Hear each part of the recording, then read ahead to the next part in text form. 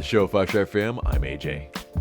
Before we get into it, become part of the notification squad by hitting the bell next to the subscribe button on YouTube. Welcome to another episode of Five Stripe Weekly, and what a dramatic and crazy match day one. And LA United, they won 2-1 against San Jose Earthquakes. I mean, this match at the Benz, what a start to the 2023 season. I would say, in terms of the actual match for the first 90 minutes, not great. 1-0 down for a large part of this match, and looking listless, looking a little bit bereft of ideas, but we were able to pull it out with some dramatic fashion goals from Thiago Almada, our World Cup winner. But yeah, before I get too deep into that, a little bit of housekeeping. But yes, make sure to follow us on YouTube and subscribe and whatnot, as the matches after the post-match, we will be doing live match reactions, a little bit of a remix on the fan cams, a little bit more of a live version where I will be joining you live from the Benz right after the match. And yeah, of course, on the away games, it will be a little bit different as well. But exciting times here. We will be creating some new content.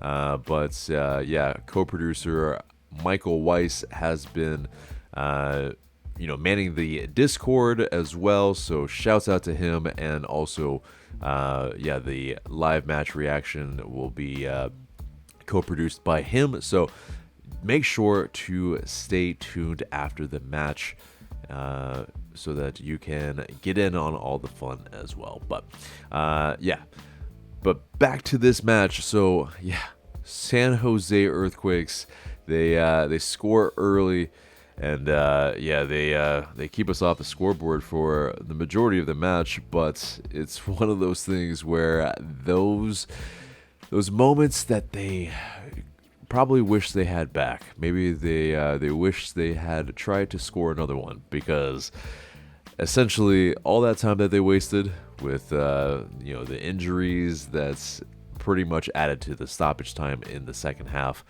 the stretchers that were brought out that were not used. It is sweet vindication. But yeah, I mean, this first half, not really the most to write home about. I mean, we in terms of some of our shots, the selection very questionable. A lot of outside of the box shots that went wayward. A lot of them, unfortunately, from Luis Araujo, who had an incredible preseason, but yeah, unfortunately, this was very reminiscent of last season for him. Just kind of losing that confidence and all that. But it's one of those here where, yeah, we go 1-0 down early, but we are given a penalty that we could essentially tie this match. But unfortunately, Luis Araujo, he steps up, and it is just wide. I mean, it's not the worst penalty I've ever seen, but it is, a very, very unclutch moment here, where it probably made Luis Araujo press a little bit more in terms of wanting to put a goal in the back of the net. He's definitely a confidence player. He was beating guys left and right and gliding through the midfield, but it's just in that final third, it's just not quite there sometimes. And yeah, you hope he can find that preseason form and shake this off. But yeah, I mean, this game is all about the last 6 or 7 minutes of the stoppage time. That is just insane. I mean, 1-0 down into deep into stoppage time. And yeah, we get a corner where we're able to work it into the left-hand side where Thiago Almada, he is able to find that space, and you cannot give this World Cup winner all that space because he knows what to do with it. He puts it just like kisses it right underneath that crossbar, unstoppable from a distance. And yeah, their keeper can't do anything about it. It's just incredible. What an unstoppable blast from Almada. And yeah, it's game on. You know, it's 1-1. And well, you know, more and more of that, you know, Almada magic. It's just you cannot. Yeah, I mean, you just cannot leave this guy this much space. You cannot leave this guy with, you know, this technical ability. He will punish you, and it is clear. I mean, yeah, from that area, he is as automatic, I would feel. And so, yeah, you know, we get a really, really late minute. It's 98th minute now. We have a free kick. And yeah, he stands in front of that ball, and yeah, he just puts a top bins curler, beautiful strike, and the keeper is able to get a hand on it, but it's too strong. But yeah, Almada putting it over the wall, you know, goes over and back in and into the top right corner. Oh, just a beautiful strike. And yeah, you know, we walk away winners where we probably don't really deserve it, to be fair, but we fought till the very end. The you know, the grit to come back, the you know, the fight back as well. It's definitely something that's yeah, Almada, he bailed us out. He definitely bailed us out this match, and yeah, the pandemonium in the stadium. It was just incredible. I mean, yeah, you know, full bowl, you know, upper and lower, and it is just, it's one of the loudest that I've heard for sure. Because yeah, I mean, you know, in terms of these goals, it was historic.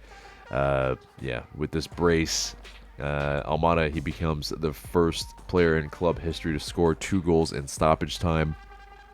And then the second goal, which came at the official exact time of 98:04, was also the latest goal scored in Atlanta United history in MLS play.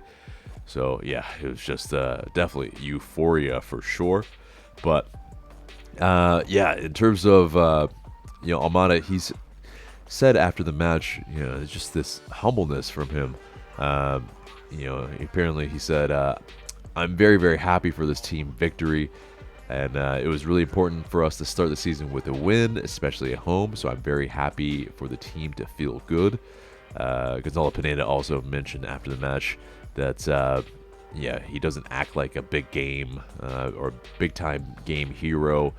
He, you know, he's one of those after the, you know, in the locker room, he's a humble kid, and, you know, he said, quote, he's a fantastic kid with a great mentality. What I love is his humility. When we start to talk in the locker room, the first thing I say about Thiago is his goals, and he said it's about the whole team, and it's about the whole effort from everyone, and I think that it speaks for itself. He's an unselfish player that yesterday he might be the hero, but he's willing not to be the hero as long as we win, and that's pretty nice for a 21-year-old. So yeah, definitely just incredible stuff from the young star boy.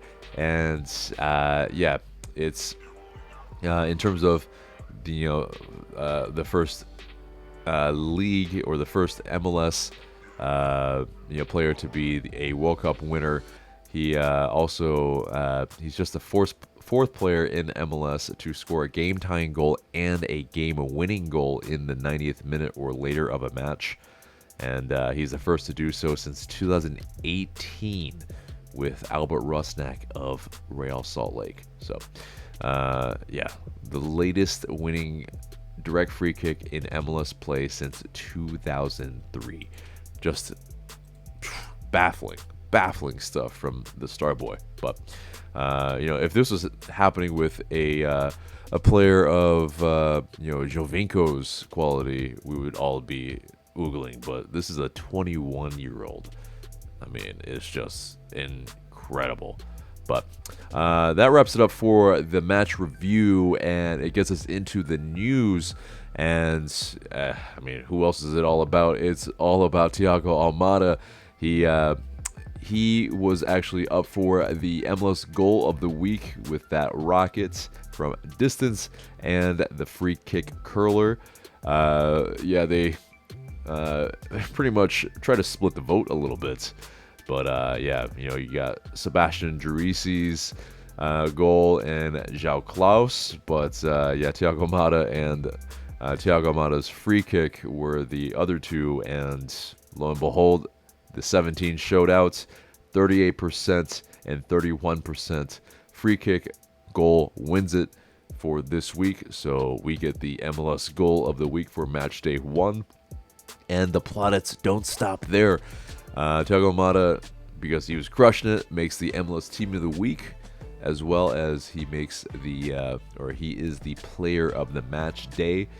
And they've kind of changed it a little bit, as obviously sometimes there are 2 games in 1 week. So definitely, there are some changes to the terminology, but with those 2 goals, the 8 shots, and an XG of 0.47, he is the player of the match day, richly deserved. But also Saturday was the first time in MLS history that 2 games, the Charlotte FC game at 69,345 and Atlanta United's game 67,538, had an attendance of at least 65,000 people on the same day. So incredible from the South. Charlotte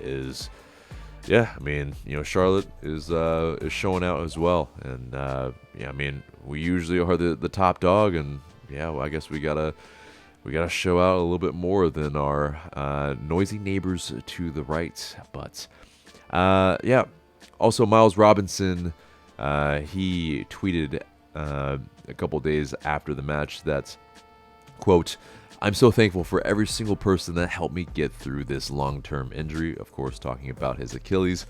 "You all are so loved. Time to be better than ever."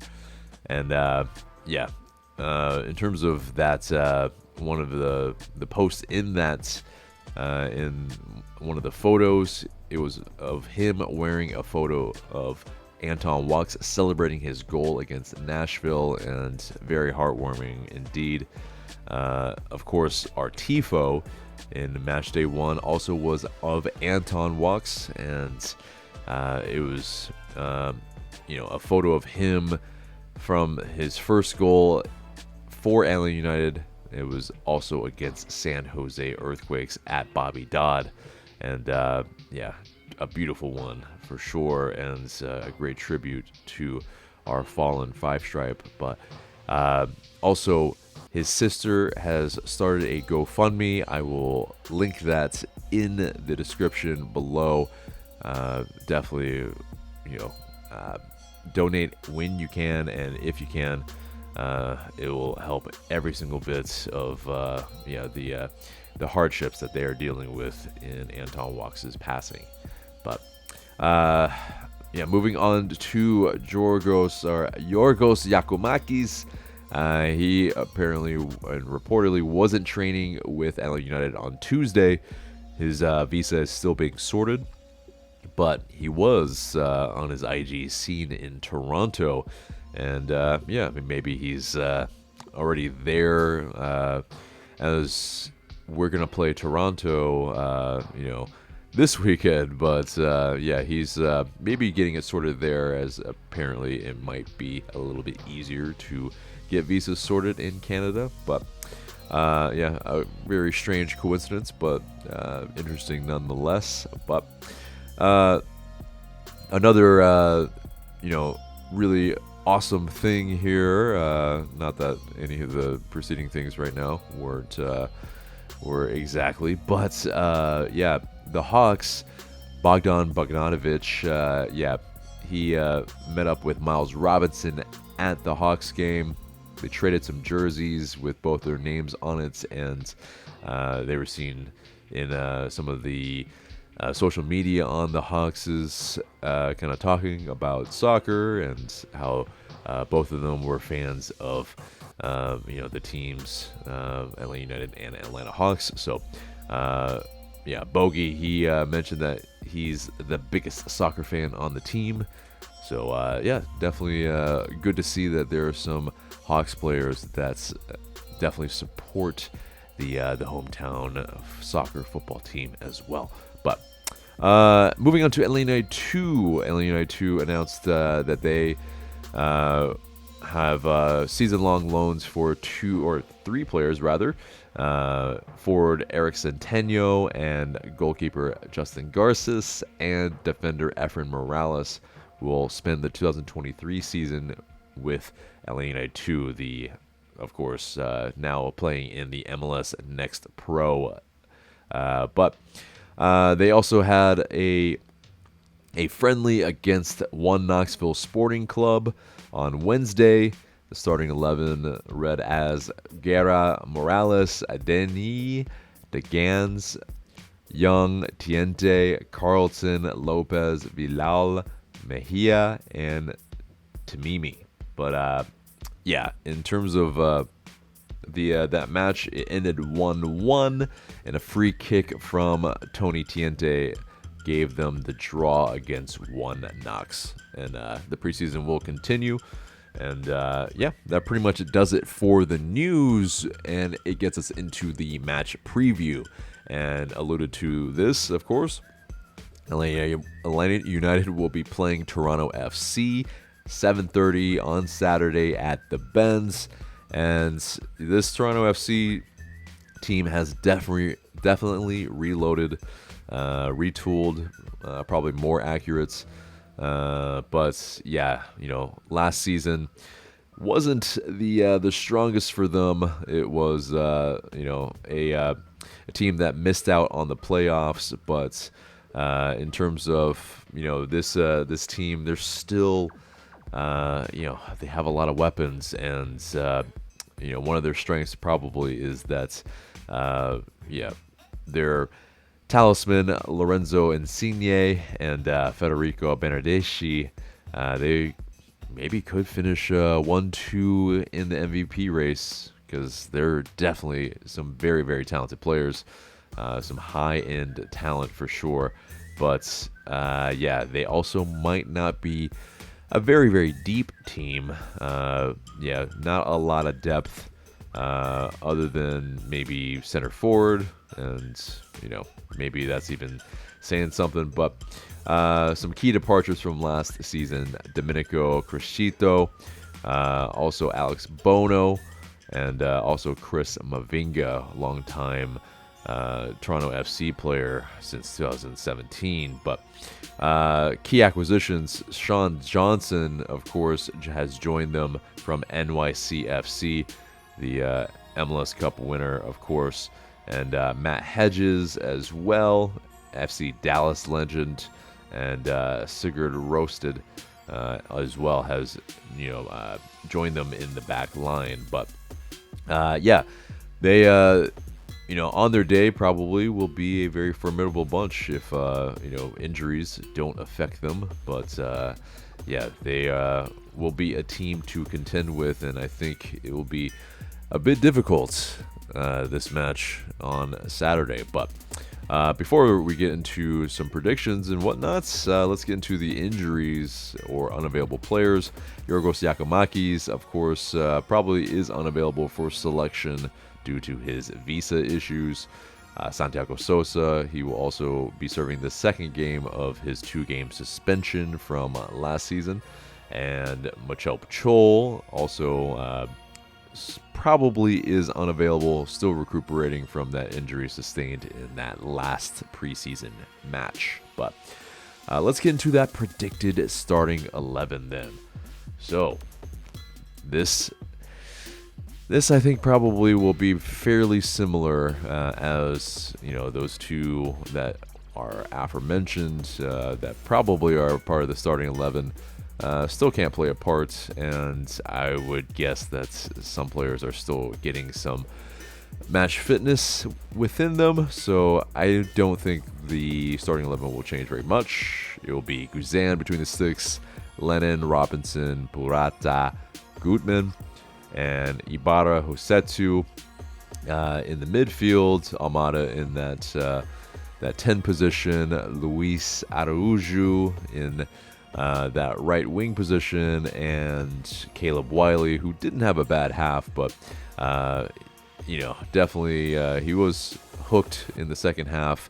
But I think it's one of those probably if Derek Etienne can play some more significant minutes, it will be, I think, a little bit better as him cutting in creates a little bit more space for Gutman, creates a little bit more space for as well a player that can shoot a little bit more as well, get into those positions to do some damage. But I think Caleb Wiley does start at the left wing for this match, and I think Miguel Berry, who had a couple shots in that second half, will be the starter in this one, as I think we'll be looking to use his experience, his hold-up play a little bit to be able to bring some others into the game as well. But getting into that score prediction, I think it's gonna be a 2-2 draw. Still, there are gonna be some